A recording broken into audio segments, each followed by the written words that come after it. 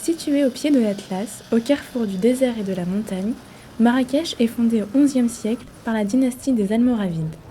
Elle fait partie des 4 villes impériales du Maroc et abrite un grand nombre de jardins privés et publics, qui ont une place centrale dans l'organisation spatiale de la ville.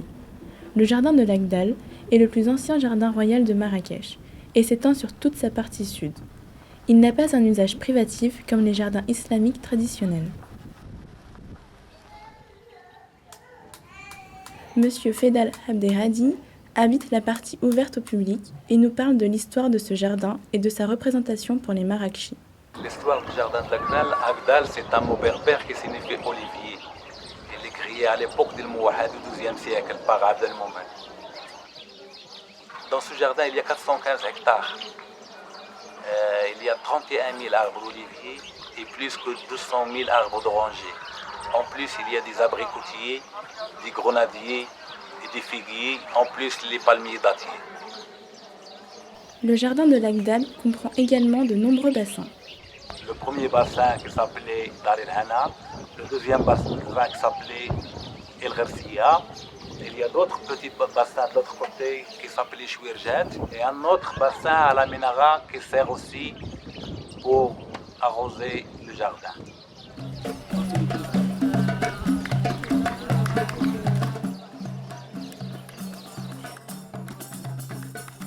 Ce grand jardin, il est présenté avec la Ménara aussi. Ce sont les poumons de la ville de Marrakech. C'est très intéressant pour les Marrakechis qui viennent pour pique-niquer et respirer l'oxygène. Au-delà d'être un espace de villégiature pour les Marrakechis et les touristes, c'est aussi un espace agricole. On y retrouve une des formes d'irrigation particulières au Maghreb, la seguilla. Tout d'abord, l'eau est transportée et stockée dans les bassins. Ensuite, 2 techniques sont utilisées. La première, traditionnelle, fait appel à la pente du terrain. Il s'agit de l'irrigation dite gravitaire.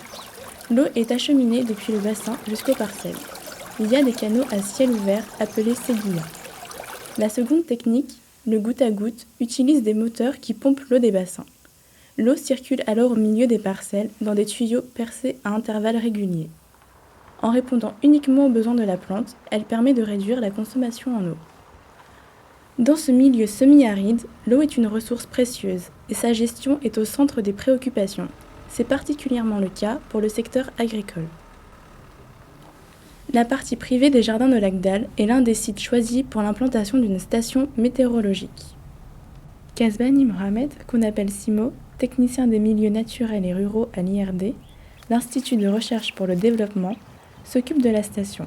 Chaque semaine, il récupère les données, assure la maintenance des capteurs nécessaires à son bon fonctionnement. Il nous explique son rôle. Là, on est devant une station météo classique qui est installée depuis décembre 2001 dans le cadre d'une expérience qu'on a fait sur l'olivier irrigué par le gravitaire. Donc là, on a une centrale d'acquisition qui stocke les données. Là, on a un panneau solaire pour l'alimentation de toute la station. Là, un capteur qui mesure l'humidité relative et la température. Là, en haut, on a un pyranomètre qui mesure le rayonnement global et un anémomètre qui mesure la vitesse et la direction du vent. Et à notre droite, on a un pluviomètre qui mesure la précipitation. À chaque visite, il faut récolter, faire la collecte des données, même si on a un modem qui transmet les données jusqu'au labo. Donc chaque fois, il faut vider la mémoire de la centrale d'acquisition. On a choisi ce site parce qu'il est tout près de Marrakech. En plus, il est bien géré et c'est un site homogène. Donc c'est l'idéal pour une expérience très importante. Shakir Adnan, assistant ingénieur, nous parle des différentes étapes du traitement des données. La première étape consiste à récolter les données. C'est ça que Simo vient de faire. La deuxième étape, c'est après avoir récolté les données, je les traite moi, je les calcule pour les mettre à la fin de les mettre dans une base de données qui va être utilisable dans la troisième partie par des chercheurs pour faire des modèles mathématiques pour répondre à des problématiques sur terrain. L'humidité, Humidité, température, pas de problème,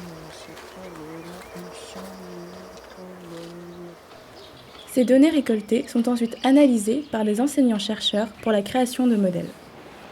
Dans l'ensemble de l'université Kadi Ayad de Marrakech, partenaire de l'Institut de recherche pour le développement depuis 2003, Yves Tremblay, chargé de recherche en hydrologie, nous accueille dans les bureaux du laboratoire TREMA. Un des problèmes principaux en Méditerranée, considéré comme un des hotspots du changement climatique, c'est qu'on attend une baisse très importante des précipitations. On parle de moins 20 à 30% sur le Maroc, sachant que la grande partie de l'agriculture ici est de type pluvial. Donc on s'attend à des impacts très importants, donc ce qui pousse à développer des outils pour faire des scénarios d'adaptation dans le futur. Alors l'idée de ce type d'outils, c'est de passer d'une gestion un peu plus traditionnelle et ancestrale, les cultivateurs, les agriculteurs à l'échelle de leurs parcelles, comment ils géraient l'eau de manière individuelle, à une approche un peu plus spatialisée, à l'échelle des territoires de l'eau, pour aboutir à des outils un peu plus pragmatiques pour améliorer la gestion et la planification. Alors cette station de Lagdal fait partie d'un réseau d'observation qui comprend un certain nombre de stations disposées à la fois en plaine et en montagne, donc des stations météo qui mesurent différents paramètres climatiques comme les températures, le rayonnement et en altitude la neige, qui sont ensuite utilisées dans des applications de modélisation hydrologique pour prévoir l'évolution de ces systèmes. Les modèles, qui permettent d'établir des hypothèses ou encore de simuler l'utilisation de la ressource en eau, sont réalisés par les scientifiques à la suite du recueil et du traitement des données. Ils livrent un constat sur la situation hydrologique de la région. Dans un contexte de changement climatique, mais également dans un objectif de développement durable, ces outils permettront de proposer une gestion plus rationnelle de la ressource en eau et l'utilisation de méthodes d'irrigation plus adaptées. Le défi est de produire autant ou davantage avec une ressource en eau de plus en plus faible. Il s'agit donc de rester compétitif sur le long terme.